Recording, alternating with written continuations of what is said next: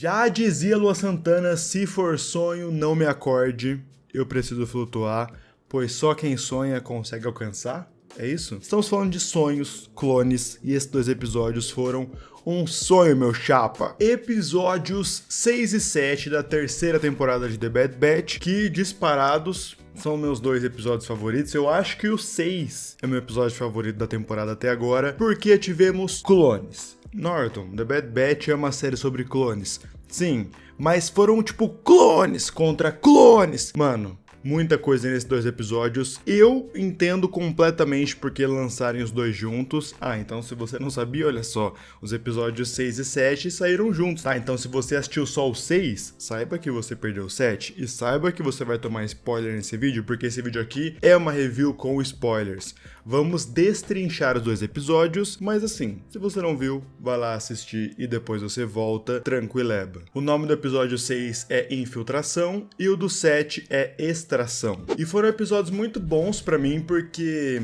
não foi só por trazer o Rex, o que já deixaria os episódios muito bons na minha visão. Só que também eles serviram pra fechar mais o arco do Crosshair, né? Tem ali uma batalha que a gente já vai conversar daqui a pouco, mas também termina com uma direção pra Força Clone 99. Podia ser só uma aventura com os clones, uma coisa mais focada ali no Rex contra o Império e não muito com a Força Clone 99, que a gente sabe que eles são separados, mas termina o episódio dando ali uma mudança, um apontamento. É melhor você ir atrás do Império de vez. Botando a Força Clone 99 contra o Império, dessa vez com a motivação de ir contra o Império, usando justamente essa perseguição que o Império está fazendo em cima da Ômega. O episódio 6 já abre muito interessante, com a senadora Shushi tendo ali um encontro com o senador Singh, com os clones mediando e protegendo os dois. Isso é muito importante e é dito no episódio também, né? A senadora Shushi era da República, agora do Império, e o senador Singh era o senador de Haxus, que estava do lado dos separatistas. Nós já vimos o senador Singh antes, teve um episódio ali junto com ele, e ele teve que aceitar a ocupação imperial, lembra? E qual que é a treta? O senador Singh fala isso, né? Ele fala, cara, estávamos de lados diferentes. Éramos separatistas contra a República, e vocês eram a República. E a senadora Shushi fala, bom, mas agora estamos do mesmo lado, né? Contra o Império. Isso é basicamente a fundamentação, assim, os alicerces da Aliança Rebelde. Porque esse episódio deixa implícito também que a Shushi já tá trabalhando com o Bail Organa, né? Lembra lá na 2ª temporada, lá em Coruscant, que ela se reúne com o Bail Organa? Então eu acho que ela já tá trabalhando com ele e faz sentido o Bail Organa estar financiando esse grupo clone rebelde, insurgente, no caso, seria o termo certo? Não, acho que rebelde mesmo. Não é de se estranhar que já tenham grupos rebeldes nesse momento, né? Sempre existiram, na verdade, desde o dia 1 do Império, e justamente a Aliança Rebelde é uma aliança desses grupos, onde eles reuniram essas células e transformaram numa coisa mais organizada, mais militarizada também, por que não? De cabeça aqui agora, sei lá, eu lembro da Enfys Nest, lembra da Enfys Nest lá do filme do Han Solo? Tanto a Enfys Nest que a gente vê no filme quanto a mãe dela, que também usava esse título, lideravam esse grupo de piratas que lutavam contra o Império, primeiro contra os sindicatos do crime, né, os cartéis do crime, e depois, quando eles perceberam que o Império e os cartéis estão juntos, eles também se viram contra o Império. E isso desde os primeiros anos do Império. Outra coisa, por exemplo, o Sol Guerreiro e os partidários. Tudo bem que depois ele vai escalando e tal, mas também é um grupo rebelde desde o dia 1. E é muito interessante, no meu ponto de vista, ver um grupo rebelde dos clones. Mesmo que a senadora ali seja líder, o Rex ele tem um papel de liderança muito forte. E esse episódio prova pra gente que esse grupo liderado pelo Rex, de fato, está chamando a atenção do Hemlock. Porque eles estão tentando descobrir cadê o Monte Tantis, né? Onde o Monte Tantis está escondido, a base Tantis no caso. E eles citam nesse episódio que eles estão lidando com as sombras até que bastante. A gente viu lá na 2ª temporada o Clone X indo até eles ali pra matar a senadora principalmente. Mas agora a gente viu que o Império tá mandando o Clone X atrás de Clone X pra lidar com os rebeldes clones. Então, de fato, eles estão incomodando. Uma coisa que é interessante é que a base do Rex é em Thief, lugar onde ele teve uma das suas primeiras missões com o Anakin e com a Ahsoka, lá no filme Clone Wars. Primeiro sai o filme Clone Wars, depois sai a série Clone Wars 3D, e lá no filme Clone Wars temos a Batalha de Thief, e eu acho que esse monastério é o mesmo do filme.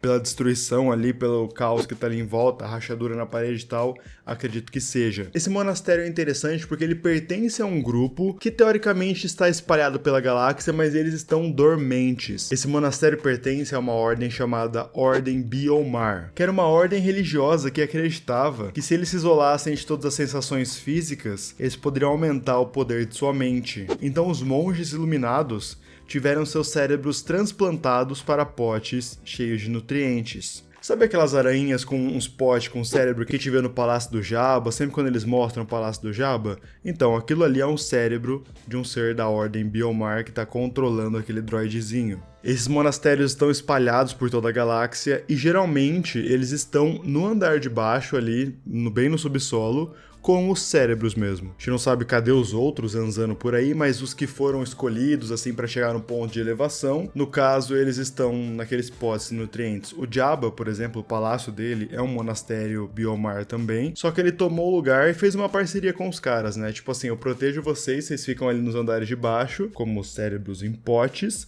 e eu vou viver aqui porque aqui é um monastério, é um templo lindíssimo. Essa base do Rex também é um templo Biomar. E mais uma vez eles reforçam que essa temporada é realmente clone contra clone, pelo menos nesse começo. Nessa primeira metade, vai. Clone X contra clones, depois Crosshair enfrentando, né, o Clone X como seu nêmesis, naquela situação bem literal de roteiro mesmo, onde o Crosshair tá enfrentando aquilo que ele iria se tornar. Porque tivemos a confirmação nesse episódio, né, que eles estavam tentando transformar o Crosshair num Clone X, onde eles pegam clones que são leais ao Império e reformam eles ali. Eles passam por um treino muito pesado, um condicionamento muito pesado, e eles vão ficando a Blue Blood das ideias e virando agentes das sombras, agentes especiais, agentes de elite dos clones. Basicamente tivemos o Crosshair acabando de vez com a sua situação ali com o Império, né? Ele acabou derrotando ao que ele se tornaria. Antes de a gente continuar, tem uma coisa que eu queria voltar na senadora Xuxa ali. Ela fala um negócio muito interessante. Ela fala, ó, existem rumores de que o Imperador tá com medo dos planetas se voltarem contra ele, se unirem e voltarem contra ele. Isso é uma coisa que a gente fala desde o começo, né? Quando o Império foi criado, o Palpatine ficou com essa preocupação. Porque a opinião pública nesse caso é muito importante. O Império é muito forte, o Império é muito conciso,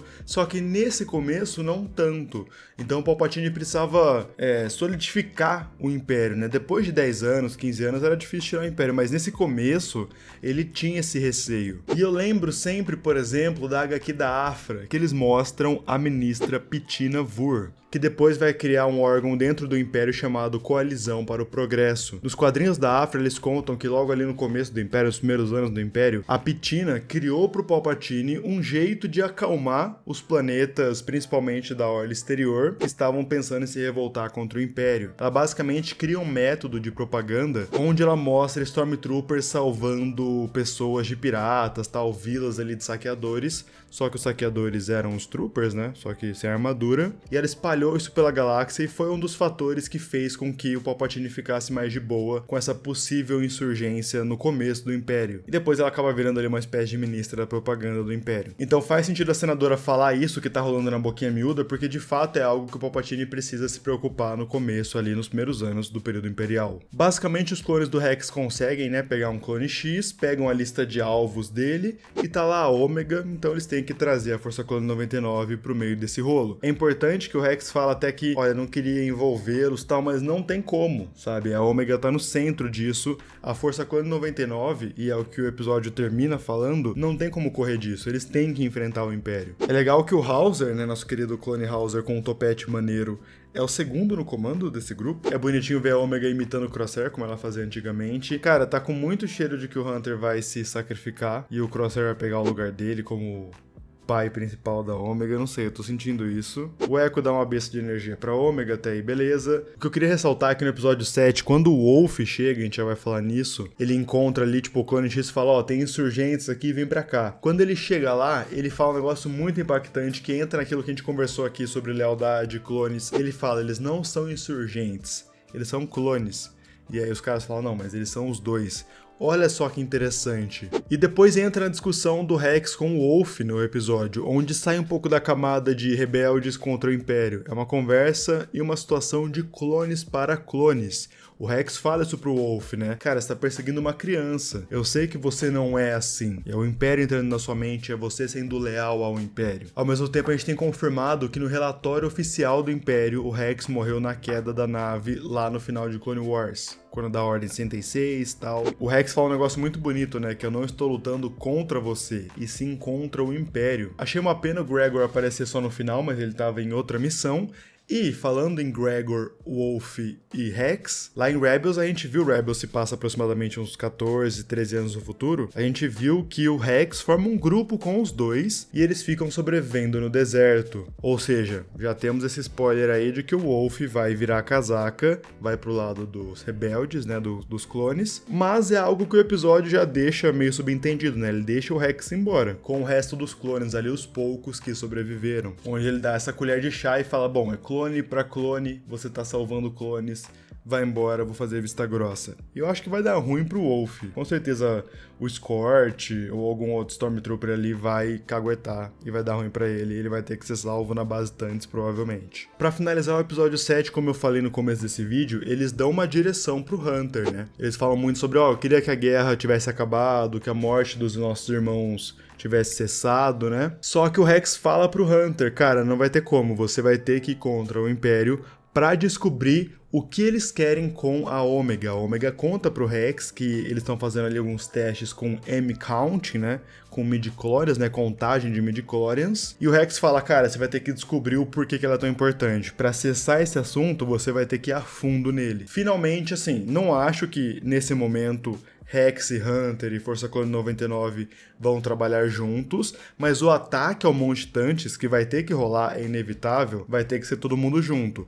Mas agora, nesse momento, pelo menos o objetivo deles agora é basicamente o mesmo. Eles vão ficar separados porque a Força Clone 99 vai ter que focar nesse assunto da Ômega, enquanto o Rex vai ficar focado em achar o Monte Tantis e também recrutar mais clones. Como o Hunter fala, né, esse episódio diminuiu bastante os números, mas os números do Rex estão crescendo. Ah, e só pra falar que eu não comentei, o Clone X sai das águas ali. Ah, quem salva? Putz, como é que eu não falei isso? Quem salva o Crosshair é o Hauser, que tava batendo de frente com o Crosshair desde o começo, porque lá em Rylot, o Crosshair tava contra o Hauser.